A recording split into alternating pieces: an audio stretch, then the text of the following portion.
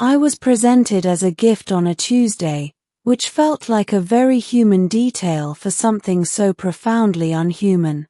The city of Aural Spire rose from the red deserts of EOS 9 like a blade refusing to rust.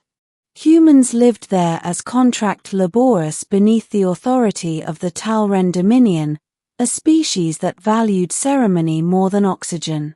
My slate badge called me Rianne Cole, Logistics Asset Grade 4, though none of those words captured how nervous a man can feel when escorted through a corridor made of singing crystal. Crystal corridors remember footsteps. Mine sounded borrowed, as though someone else was walking to meet destiny while I merely carried the echo. The Talren had conquered EOS 9 decades earlier after Earth lost the Outer Belt War. Treaties allowed limited human residence in exchange for technology transfers. The latest transfer, apparently, was me. The Dominion believed Queen Asha Valmora required a personal attendant familiar with Terran psychology. They described the assignment as an honor. The guards holding my arms suggested a different translation. I first saw her inside the Hall of Moons. Talren royalty were taller than any myth, with pale indigo skin and eyes like polished night. Asha studied me from the throne while her advisors explained my skills, languages, emergency medicine, the ability to repair filtration pumps with stubborn optimism. She interrupted them with a single raised finger. Silence fell obediently, even the crystal holding its breath. That was when she looked at me and whispered the word that titled my life. Impossible. The guards assumed she meant my posture. She meant my face. Over the following days she tested that impossibility relentlessly. I was assigned quarters beside the palace gardens where floating flowers adjusted their scent according to moods I didn't realize I was broadcasting. Asha requested walks through the market ring asking why Terrans smiled at stray animals and broken machines. I told her stories about earth storms. She told me storms were illegal on Talren Prime because they disturbed architecture. Conversations began piling between us like friendly clutter that ministers logged as experimental familiarity. Protocol insisted gifts must remain objects. Asha treated objects as questions instead. One evening during a scheduled inventory review, ceremonies again, always ceremonies, she asked whether I considered myself property. Not by preference, I answered. Preference is useful, she replied. It invites truth. I didn't understand how dangerous that philosophy could become until the Dravik, different species, worse timing, arrived to sabotage the upcoming alliance. Destiny sharpened its knives. I sharpened coffee spoons. That was how the beginning ended. A human gift pretending he was merely busy, and a queen pretending she believed it. Both of us were wrong. Middle. The Dravik attack transformed ceremony into survival overnight. Pulse jammers bloomed across Aural Spire, disabling shields while rival agents planted explosives along the bay. Talren citizens flooded the streets seeking refuge inside the palace where manuals declared human blood adaptable but politically embarrassing. Adaptability sometimes becomes a miracle.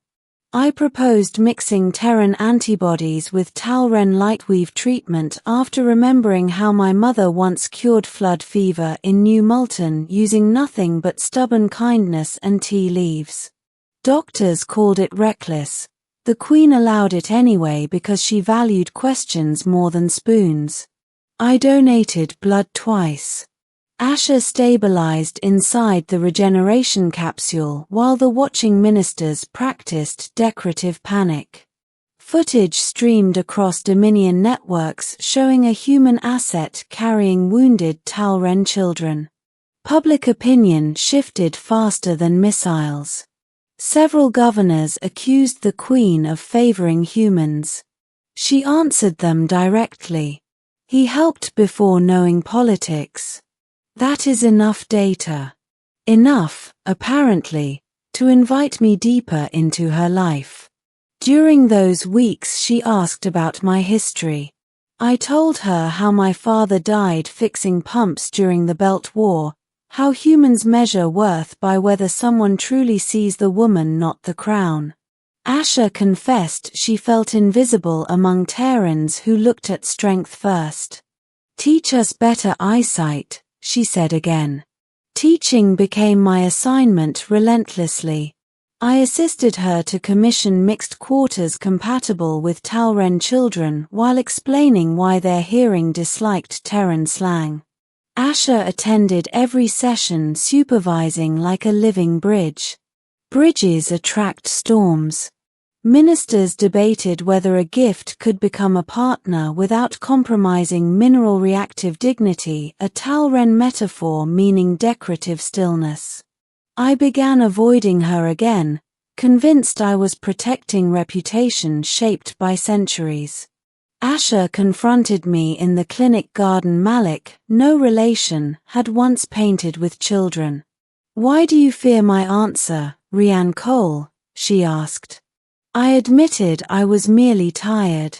Yes, she said, but you are still wrong. Wrong, apparently, about everything. The Dravok were defeated. Paperwork survived them triumphantly. Treaties require signatures. Hearts require longer names. Asha gave me a longer one, Rianne Vale Mora, a temporary honor the councils declared reversible. Nothing between us felt reversible. Then came the commissioning ceremony back on Atlas K Station, where the AI finally delivered its verdict about my hesitation, and the universe prepared to listen again. Ending. The final signing hall on Atlas K was built around a false star that never warmed anyone, yet that night it felt almost human with rumor.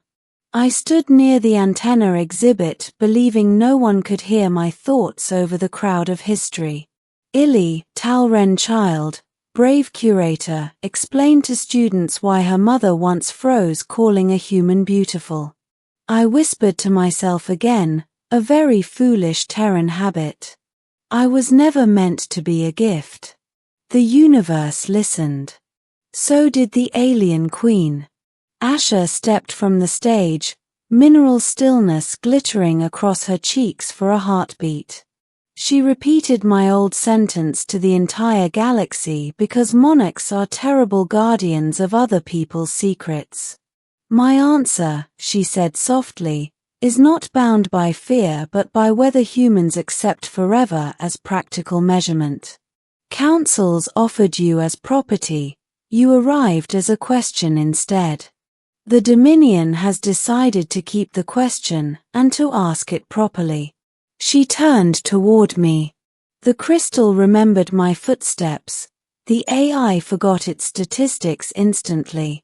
Rianne Vale Mora, Queen Asha declared before all worlds, will you remain by choice, not presentation?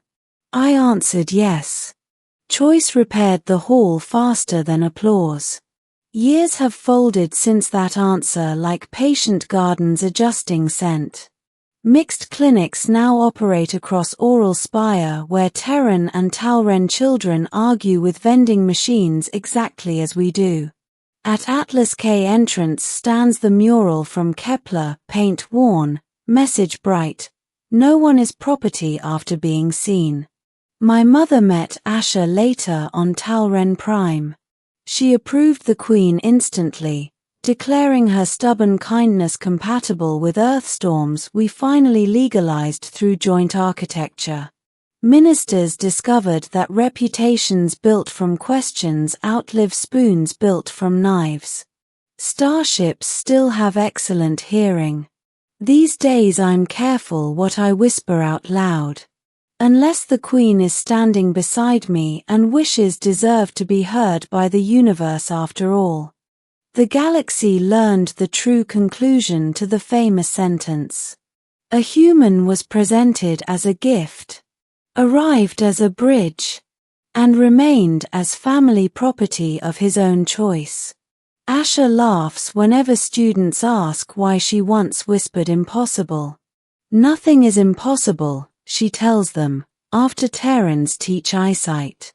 That feels like a very human detail for something so profoundly unhuman. And a proper ending for a gift that became a question heard by the entire listening universe. The end.